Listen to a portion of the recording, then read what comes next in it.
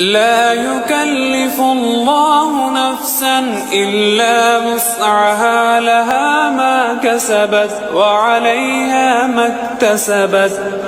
ربنا لا تؤاخذنا إن نسينا أو أخطأنا، ربنا ولا تحمل علينا إصرا